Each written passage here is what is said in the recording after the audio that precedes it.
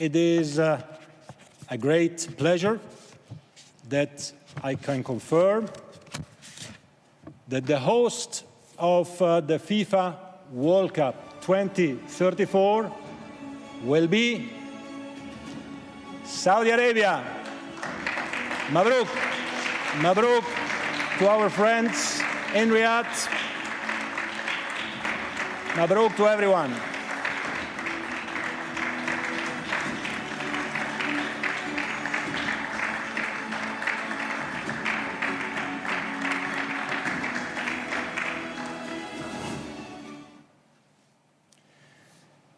Thank you very much. Great scenes of celebration, of course, in the host countries of the next two World Cups. It is now time to hear some of the reactions from our winning bidders. I would like to begin by giving the floor to Asuncion. Well, that's the head of FIFA, Gianni Infantino, announcing the news of the 2030-2034 World Cup host nations. Plural, plenty of plural. All right, let's bring in our sport correspondent, Rob Harris, for more on this. And Rob, look, we got the news there of 2034 going to Saudi Arabia. 2030, 6 nations involved, announced by Gianni Infantino. Just explain how it's going to be split between 3 and 3, South America and then Europe. Behind-the-scenes deals, lobbying and various financial manoeuvres behind the scenes, all delivering more controversial world picks from FIFA. There was ultimately no vote, and in fact they lumped together the 2030 and 2034 decisions, and it came by acclamation at a virtual FIFA Congress. So it was quite literally watching all the member associations, all 211 around the world on Zoom screens, watching them applaud. So there was no chance for any opposition to be registered. And this is a process that Gianni Infantino is accused of engineering. He put together, behind the scenes, 6 countries that were interested in hosting the 2030 World Cup into one giant bid. So the 2030 World Cup will be split across Europe, Africa and South America. It will be beginning in Argentina, Paraguay and Uruguay, nominally to mark 100 years since the very first Men's World Cup in Uruguay in 1930. Then the tournament will shift to Spain, Morocco and Portugal in what is a mammoth undertaking by FIFA, something that own inspection report said would be damaging to the environment. But it seems that those climate concerns at FIFA are secondary to the perhaps political desires to deliver the World Cups that FIFA intends, and perhaps none more so than the 2034 World Cup. So much has been leading to this point. So much time Gianni Infantino, the FIFA president, has spent in Saudi Arabia in recent years, particularly with the Crown Prince Mohammed bin Salman, and he has delivered them their biggest sporting prize with the 2034 World Cup going to Saudi Arabia. It is a moment that will allow the country to perhaps further shed criticism of its human rights record, to perhaps distract from that by welcoming the football world, putting itself right in the centre of the sporting map. Although hosting the World Cup could bring greater scrutiny with even more human rights attention, as it has to spend tens of billions to build up the country to stage a 48-team, 104-match World Cup. They need to build or renovate 15 stadiums. And in fact, one of the stadiums is in a mega city of Neom that doesn't even exist yet. Yet FIFA's own inspection report flagged no really high risks with that, despite the gargantuan building projects that do have to take place. There will be questions over the conditions for migrant workers, as we saw with Qatar, which staged the Middle East's first World Cup in 2022. Also, questions still over how much progress is being made by granting women full rights.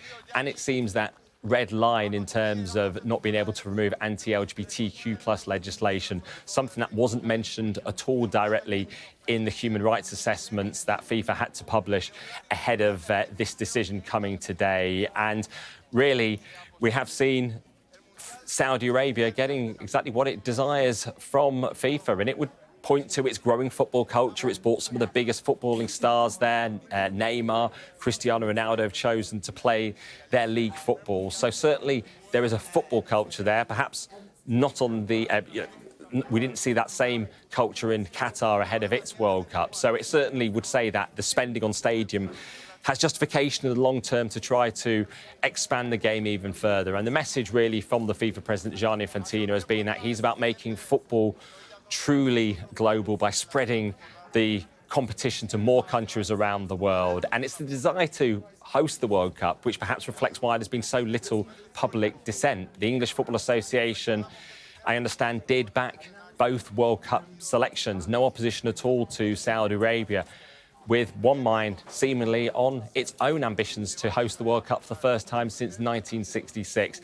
The only outlier, the Norwegian FA, which has registered opposition to the process while not challenging Saudi Arabia's own rights or really raising issues with Saudi Arabia itself. So we see Gianni Infantino there, the big reveal, but one without any jeopardy at all, because over the last year, this fast-track process has delivered the World Cups just as FIFA desired. So controversially to some, the World Cup going to Saudi Arabia in 2034 and the Six Nation three-tournament World Cup in 2030. Yeah, it's quite a thing, isn't it? I mean, as you say, there was only one potential winner for the 2034. I think Australia and Indonesia were in talks to host it, but dropped out before the Saudis were announced. And there has been that reaction, hasn't there, Rob, from human rights groups, Amnesty International and the Sports Rights Alliance, saying that they wanted FIFA to try and halt this process unless Saudi announces major reforms before this decision was made. But it does feel, doesn't it, Rob, for those of us who pay attention to this, that we may have been somewhere like this before, back when the announcement was made of Qatar getting the World Cup as well as Russia. Russia had, in 2018, they were going to get the World Cup. They'd just invaded, annexed Crimea, and yet they got the nod to host the tournament. And there was lots of debate and discussion about Qatar, human rights records, and, of course, because it was going to be a Winter World Cup as well, that many thought that it shouldn't go there. But yet it did go there, and many people, I guess, would think about the 2022 World Cup in Qatar and that final and think the football, perhaps for the World Cup, had never been better than that final game. Yes, the concerns about Qatar were over the human rights record. I don't think many people doubted their ability to stage a World Cup in the country. You know, it's often easier, as one former FIFA once said, to stage these tournaments in countries that aren't democracies, because you can get decisions made far quicker.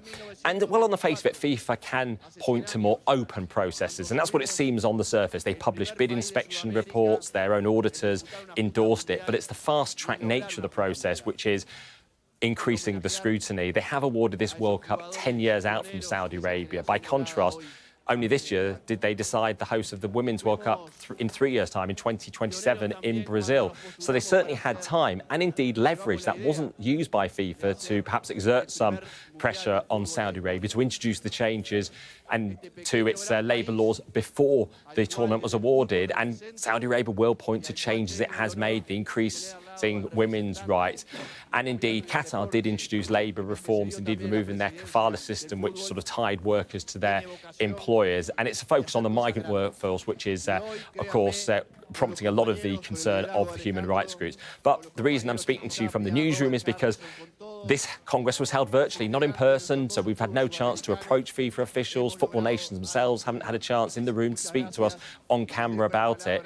And for all the criticism of that 2018, 2022 dual awarding of the World Cups. Back in 2010, when the votes were held, it was in person in Zurich. I was there. There was contested bids. It was uncertain who might win. And even afterwards, I got to ask Vladimir Putin a question as Russia celebrated. Now, very much this is a FIFA that has backed away from media scrutiny. There hasn't been a news conference with Gianni Infantino in over a year to ask any of these questions about the process that's been brought in. But certainly, we've heard from former FIFA officials on Sky News talking about FIFA rolling back on all the reforms brought in after Sepp Blatter was brought down and Gianni Infantino came to power.